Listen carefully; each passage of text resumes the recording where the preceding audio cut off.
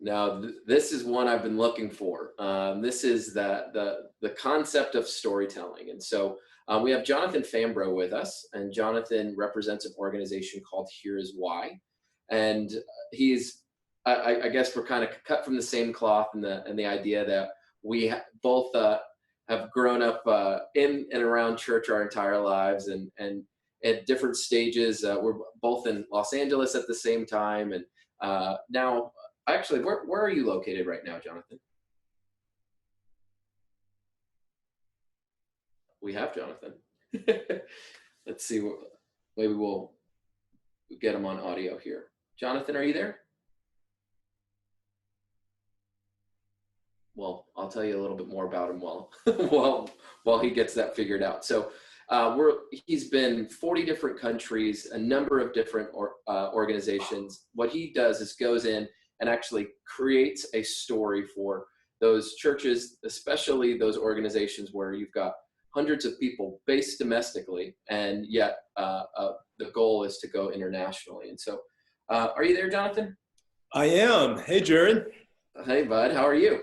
I'm doing well. What an amazing day. It's been a really fun day.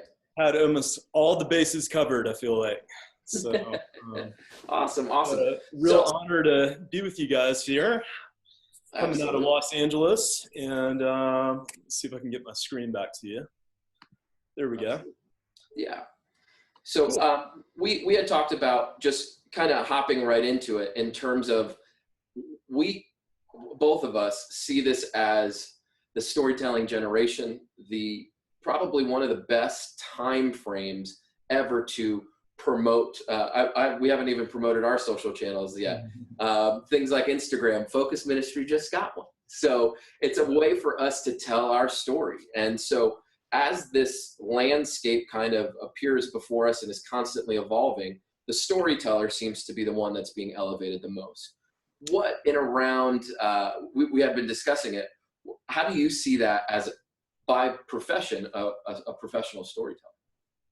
Yeah, it's easy these days, I think, to almost feel a little overwhelmed if you're on the content organizational side of trying to get a handle on what all these just like hundreds, it feels like, of new options are, both from a story perspective and just simply like a informational perspective, right? Just trying to stay current with updating all of our channels and all of our different stuff. And I think in the fray of that, it's easy to kind of lose track of the fact that we are in just this golden moment in history. And I really don't think it's overstating it to say, we're at this unique moment that really has only been around for a couple of years now. And it's historic. And I kind of like to sometimes zoom out a little bit because, we can get lost in the jungle of video and updates and all of the just kind of the workload of it all. But I think it's really good for us to just kind of take a peek back and look, where we've come from. And I am going to see if I can get the screen share up and rolling here.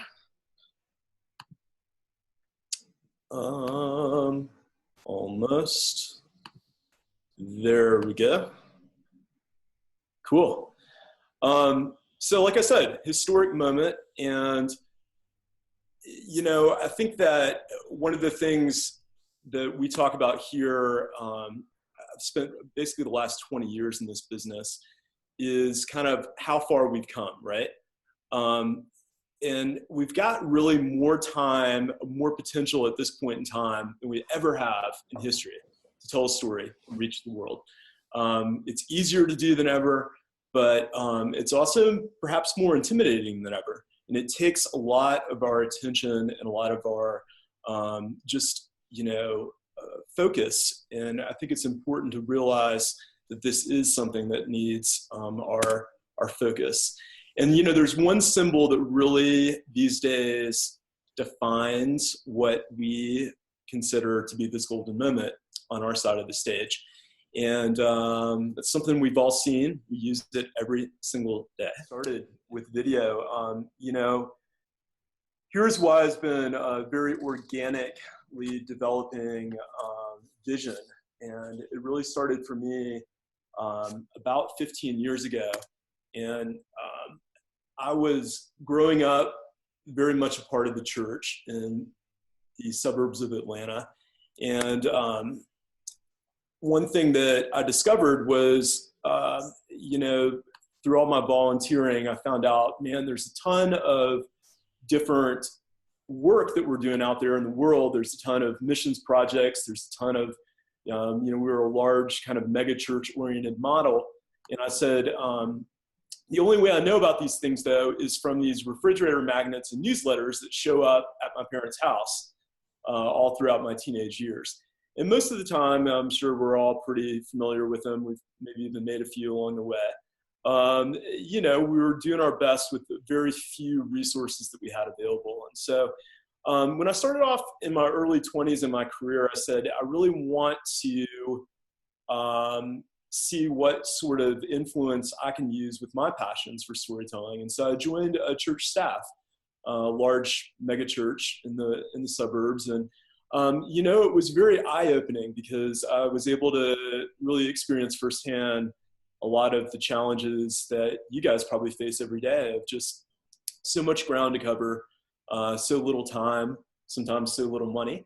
And, but the good thing that came out of that experience was getting to take my first trip and to start doing some traveling with a camera in hand and bringing that back. And so my eyes were really started to become kind of opened to the potential, even though we weren't even close to actually reaching it yet. Fast forward a year or two later, I met a guy named Daniel, and we kind of over lunch shared our passion. He was a photographer, I was doing video, and we said, what would it look like if we tried this experiment and put it in motion? And so that led to us taking off and hitting up an around the world trip where we went to 20 countries, or actually 19 countries, it's supposed to be 20, over 5 continents in about 90 days. And that was in 2006. And that basically kind of launched this great hypothesis. This is pre-YouTube, pre-Facebook. And I think we all knew that there was power in video. We were showing it in our services, but we hadn't really gotten a chance to see what that looks like when you open it up to a broader audience yet. Some of the things that we experienced as we came back from that trip that were really powerful is we were able to assemble a few short films, and we saw one in particular that was given over to another church that was a little larger in our area. And that church showed the film over the course of a weekend. I forget, they had, half a dozen, 8 or 10 services. We were able to raise $100,000. And within 6 months' time, one of these guys that we had visited that was essentially off the radar in Bangalore, India, was able to build an entirely new children's home that took about 100 and 110 kids off the street. And so that was a real aha moment for me. I was like, wow, essentially we did very little here in terms of the time that we gave. The investment was fairly low, but the return was really, really great. And so I began to say, well, what does it look like if we expand that? And in a very interesting twist of God's kind of perfect plan that I had no idea would end up like, I ended up going to Los Angeles for a good chunk of the next season of my life. And during this time, I found myself really at the cusp, the advent of the digital web and internet video. And we started working for what turned out to be, some of the leading brands in the world that were doing digital video and doing short form storytelling. And so we got a crash course over the next 10 years. There was a amazing opportunity, right, for us to use the budgets and the expertise of some of these brands that we all interface with every day to learn a lot of lessons about just not only content creation, but how to get it to our audience. And somebody told me one time, they said, if anybody ever tells you they have this figured out, you can look them in the eye and question their honesty, because it's been such a quick evolving field that literally even the greatest advertising agencies in the world are still, figuring this out on a day by day, week by week basis sometimes. So we were kind of left with this question, or at least I was left with this question, after selling watches and cars and music videos. The real intent, the real thing that was still in my heart was, how do we best use storytelling to awaken the hearts of the people? And, Mark 13 talks about how Jesus told parables to soften people's hearts and to get them ready for the kingdom. And, I really felt like that was where we were called to be, is at that intersection of story and the kingdom. And so, turning the corner a little bit here, that was the beginning of Here's Why. And, in terms of being able to really structure it to be a little bit beyond just ourselves. And we've been really fortunate to kind of continue the journey on hyperspeed the last 2 or 3 years. And we've learned a lot. And, some of the questions that I have learned as we kind of have gotten into this journey is that there's some very fundamental things that we all need to ask ourselves really before we jump into actually shooting or constructing the creative for a video. I think it's important that we back up and look at a little bit broader angle of kind of what our motive is. And, one of the biggest defining questions I've found that really will set the course for how you go about doing video for your organization is your storytelling primarily motivated by creating a transaction or creating a relationship?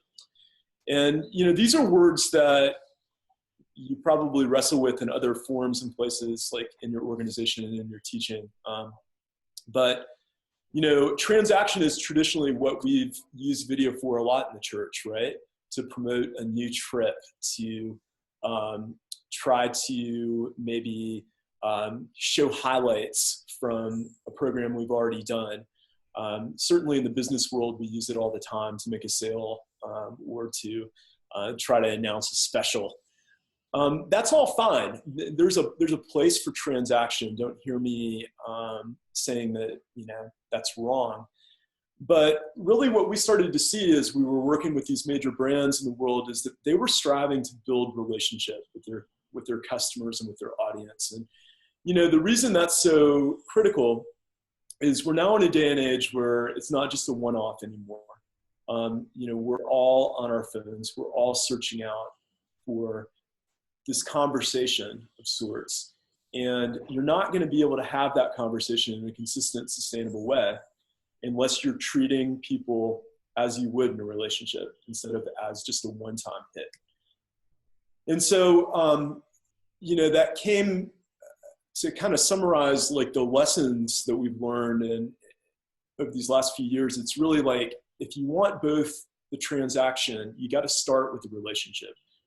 If you start with the relationship and build that conversation, you can then ask people to activate.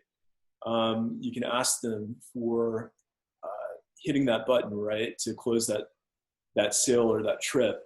But if you start with the transaction, usually people feel a little bit alienated. They feel a little bit cheapened. And so that's changed the way that we've gone about looking at our content. We no longer just look at single videos. We no longer look at single moments. We really try to think about how is this going to roll out over the course of a longer time frame.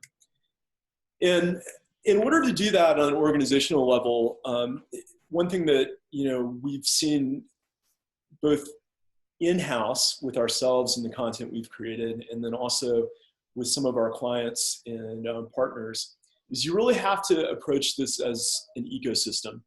I don't think any of us would look at ministry as any one program that we do, right? It's a kind of a conglomeration and a sum of all parts of the body working together. And so what is the ecosystem that we need to start to consider for making an impact in storytelling? And I would boil it down to three parts. There's strategy, there's creative, and there's creators. I think it's really easy to become tunnel visioned, historically on the creative part of it, right? Let's make a video. All right, who do we hire? Who's going to do it? What's it going to be about? But our message is only as good as our potential to get it into the right hands and in front of the right eyes. And so that's a huge part of today's day and age of, how are we going to engage our audience and how are we going to develop that relationship? What does that look like beyond just, the next release? What are we talking about in terms of a longer arc? The creative for sure is also very valuable. It's easy for us to, in a day and age where people can take everything on their phone, underestimate the complexity and potentially just the hard work that goes into making great creative. And that's something that we at Here Is Why would love to help you with, and would love to just start that conversation about some of what we've learned over time. And certainly there's some great resources out there. But, the third piece to this that I'm particularly passionate about, having been a creator for so much of my journey, is it's really time, if we're going to fulfill our potential to be the great storytellers of this moment in history, we have to value our creators. Sustainable quality creative. It's all about people. This thing right here, this camera doesn't change the world. It's the people. It's God in us, right, that changes the world. And so we need to take some lessons away from maybe the past and realize that, this is about nurturing. It's not about implementing. It's not another program to implement. It's really about, where are the artists, where are the creatives that are maybe in your congregation or in your community that you can begin to support through time, through tools, through mentoring, and how can you come around them so that you've got these conversation starters and maintainers, right, for years and years to come. So I kind of like to think of it, layman speak. People are hungry for a story, and we've been maybe historically in kind of a catering mentality, right? Let's just get to the next meal. And I would challenge us, I think if we're going to reach our full potential, we've got to build a kitchen. We have to build an ecosystem where we can create the meals, where we can consistently and continually be producing great food and being innovative about the way that we do that. So we are really excited as we go into this next kind of season of time, about pulling alongside of organizations and creators. We've had a lot of fun making stories, and we will continue to make stories all around the world. But our passion is to help you guys as well. And I think that a little bit of perspective, within the scope of even what we've heard today, it's easy to kind of talk theoretically about the power of story, but Kim was talking so in depth about just the issue of sex trafficking and human trafficking here in the U.S., and it really reminded me of something I learned recently. There was an amazing documentary that came out around about a year ago. I think it was in 2017, early 2017, called I Am Jane Doe.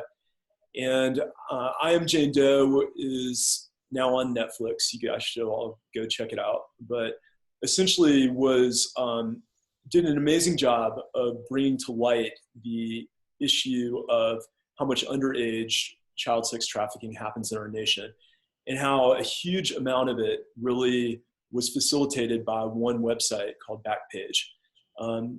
And I won't go too deep into the story, but the summary is that this website was protected by a rather antiquated piece of legislation that was really fought hard for by technology companies and other kind of power players. And the time was right, for this legislation to be reformed. And